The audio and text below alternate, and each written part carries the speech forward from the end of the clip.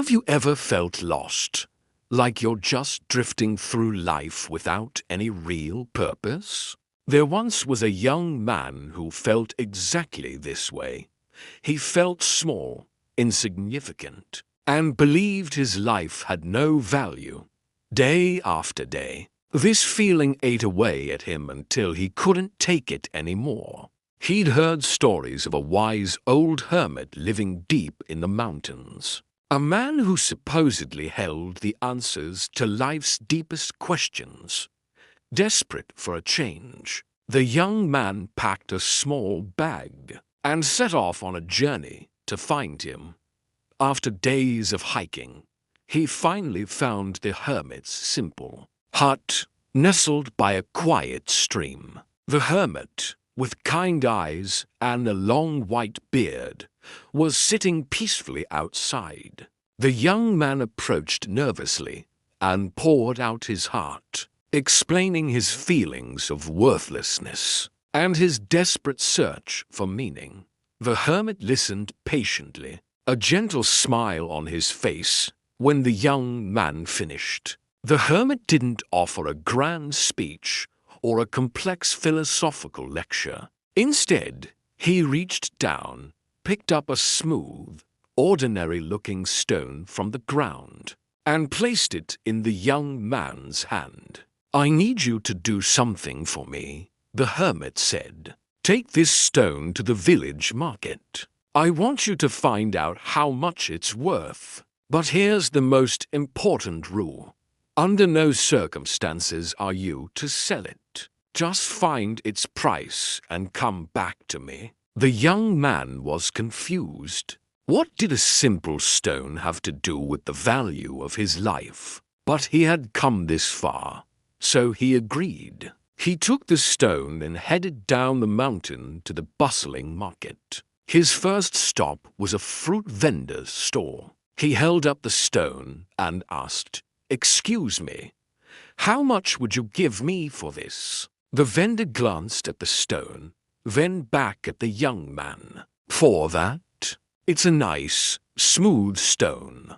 I could use it as a paperweight. I'll trade you a dozen oranges for it." The young man politely declined, remembering the hermit's words, and moved on, feeling a little disappointed. 12 oranges? Was that all he was worth? Next, he found a tailor, busy sewing a fine silk robe. "Sir, what would you offer for this stone?" he asked. The tailor examined the stone more closely than the fruit vendor. He rubbed his chin thoughtfully. "It's quite unique," the tailor said. "It has a good weight and feel. I could use it to hold down my fabrics. It's better than a simple paperweight. I'll give you a bolt of fine linen for it." A bolt of linen was certainly worth more than a dozen oranges, but still, it didn't feel like much.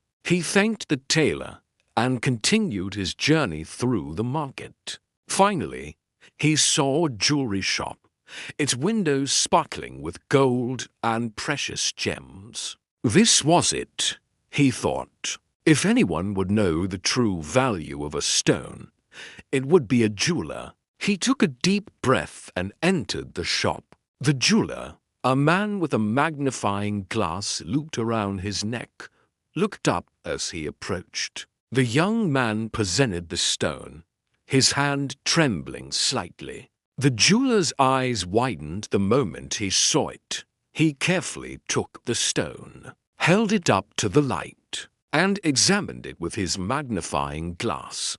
His expression turned from curiosity to sheer astonishment.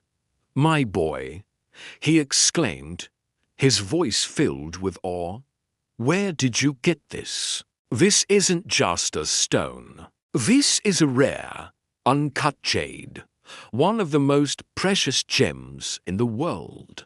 It's priceless. I would give you everything I own for it, my entire shop, and it still wouldn't be enough. Don't sell it for anything less. In fact, don't sell it at all. It belongs in a king's treasury." The young man was speechless. He couldn't believe what he was hearing. The same stone that was worth 12 oranges to one person was considered priceless to another. He thanked the stunned jeweler and rushed back up the mountain, his heart pounding with a newfound excitement.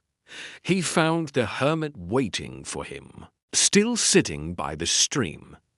He recounted his entire experience, from the fruit vendor to the tailor, and finally, the jeweler's incredible valuation. "I don't understand," the young man said.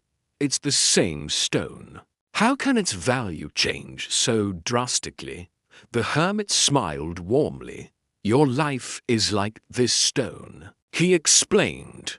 "To some, you might seem ordinary, worth no more than a few oranges. To others, who see a bit more potential, you might be worth a bolt of linen. But there will always be those who can see the rare and precious gem that you truly are. They will see your immense, priceless value." The hermit continued.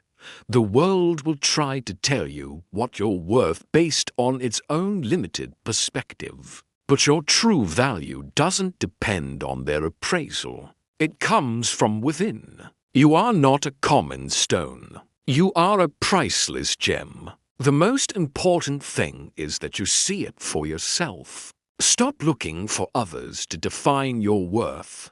Recognize the treasure that you already are." The young man looked down at the stone in his hand, and for the first time, he saw it not as a simple rock, but as a symbol of his own infinite potential. A profound sense of peace washed over him. He finally understood, just like that young man. You are priceless. Don't let anyone's opinion define your worth. Your value is immeasurable. Remember that. Always. Thanks for watching.